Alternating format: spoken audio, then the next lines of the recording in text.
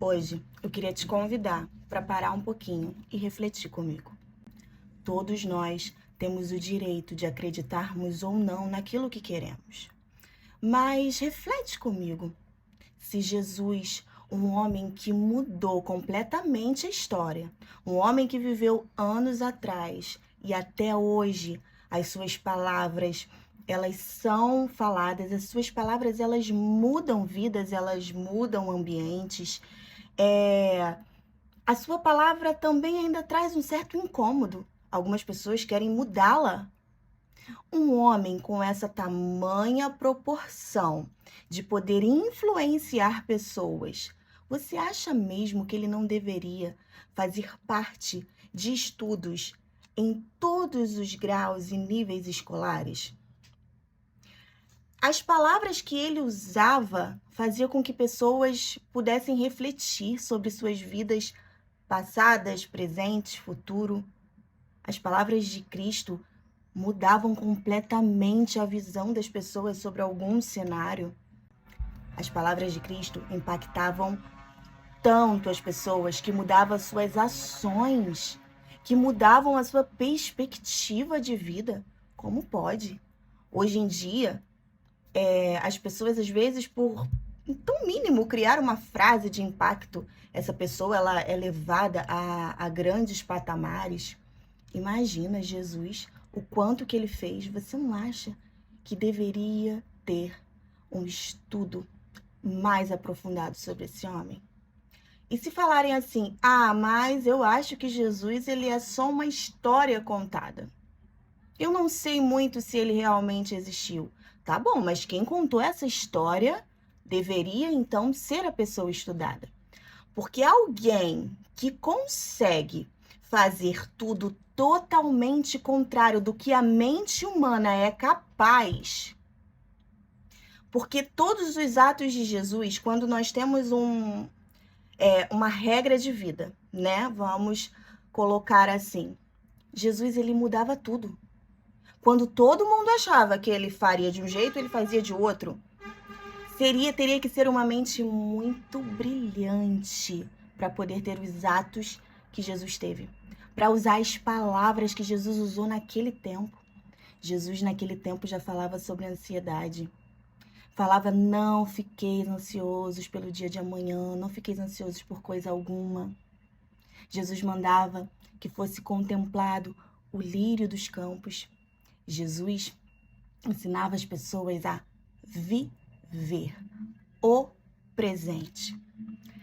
As palavras de Jesus faziam com que as pessoas refletissem sobre a sua vida. Jesus, ele não era um ditador. Jesus, ele não gostava que você simplesmente seguisse o que ele falasse sem questionar, sem pensar. Todas as palavras de Cristo eram totalmente reflexivas. E Jesus gostava, não é que você refletisse sobre a vida das pessoas, mas a sua própria vida. Examine-se, pois, o homem a si mesmo. Jesus era a pessoa que mais queria que nós sempre fizéssemos uma autoanálise de tudo aquilo que nos é apresentado. Por isso que hoje em dia é muito complicado quando você pega uma palavra, você agarra aquilo como uma verdade absoluta, sem querer saber os fundamentos e as bases daquilo tudo. Por isso, hoje em dia, existem muitos cristãos fracos na fé. Porque a pessoa ouviu uma palavra, ela pegou aquilo como verdade e quando ela precisa tirar aquilo de dentro dela para exercer, ela não tem base nenhuma. Você aprendeu na escola que 2 mais 2 são 4. Então, pode o universo inteiro falar que são 5, que você vai bater o pé. Não, é 4. Esse é o resultado. Porque esse é o resultado. Então, quando você só sabe que Jesus é pelo que ouviu falar, não porque você aprendeu ali, você olhou, você buscou resposta para todas as suas dúvidas. Então, qualquer vento de palavras, qualquer vento de convencimento acaba te levando e você fica perdida e você não sabe nem no que você acredita. Jesus não quer essa fé sobre ele. Jesus quer que você creia plenamente, que você saiba por que você crê, que você sabe por que você entregou a sua vida para ele e que não foi levado por vãs emoções e que você não é baseado no que ele te dá, no que ele faz, mas no que ele é. E que você tem certeza absoluta da sua salvação. E não é o que você faz e não é o que você vive que literalmente te garante a salvação. Sabe por quê? Porque nós não somos merecedores. Ninguém tem o poder de conquistar a salvação, de comprar a salvação. Ela é dada por única, exclusivamente, misericórdia e graça do Pai. A partir do momento que nós cremos nele, mas crer nele não é porque você ouviu meias palavras bonitas e você falou, poxa, é legal seguir isso daí, né? Isso daí é bem legal, são palavras bonitas, assim, então, vou ser cristã. É muito além. É conhecer ele aqui dentro e que o mundo inteiro pode falar para você que ele não existe, que ele não está com você, que ele te abandonou, que ele te esqueceu e você vai dizer, tá bom. Pense como você quiser, mas eu tenho certeza de quem é ele. E ele não se mede na minha vida pelo que eu tenho, pelas minhas tristezas, pelas minhas alegrias. Nada disso mede quem é Cristo na minha vida. É uma ligação totalmente individual. E quando você tem essa ligação com Cristo, você passa a viver mediante ao que você acredita, ao que você sabe que é bom para você. Você não deixa mais que as pessoas ditem regras sobre a sua vida que muitas das vezes não têm o menor fundamento. Cristo, que era o maior de todos, que poderia colocar na nossa vida um mecanismo dentro de nós para a gente ouvir a voz dele e só obedecer. Não. Ele nos colocou como seres pensantes, que formulam ideias, que constroem pensamentos, porque ele queria que a nossa adoração, o nosso amor, a nossa certeza sobre ele fosse construída mediante aquilo que nós mesmos paramos. Eu quero te conhecer. E você constrói pensamentos racionais. E quando ele vê que você simplesmente tá ali e quer conhecer, você entendeu, não, isso aqui é muito real. O Espírito Santo dele vem sobre a tua vida e aí sim é algo sobrenatural e que nenhuma ciência, nenhum estudo, nada, nunca será capaz de mensurar o que é uma vida com o Espírito Santo de Deus habitando dentro de nós. Nós somos seres errantes, pecaminosos, falhamos o tempo todo. Mas como ele disse, nós temos o Espírito Santo Consolador. Porque ao mesmo tempo, ele nos mostra, sabe? Ele é o nosso amigo. Ele fala assim, esse caminho não tá legal. E lá dentro de nós, ele vê o nosso quebrantamento de Jesus, eu não quero te entristecer. Deus, eu não quero te desagradar. E aí ele pede por nós. Jesus, nosso advogado, intercede por nós. E nós todos os dias somos salvos pela graça, libertos pela graça, amados pela graça. Andamos, respiramos, vivemos pela graça. Não é mediante ao que você faz. Não é mediante a quantas vezes você vai no culto. A quantos cultos por semana você assiste e trabalha. Tudo isso você faz a partir do amor que você tem por Cristo e você começa a querer sabe, fazer mais, a estar ali, se você puder levar a palavra dele para mais pessoas, porque você quer que todo mundo seja impactado por isso.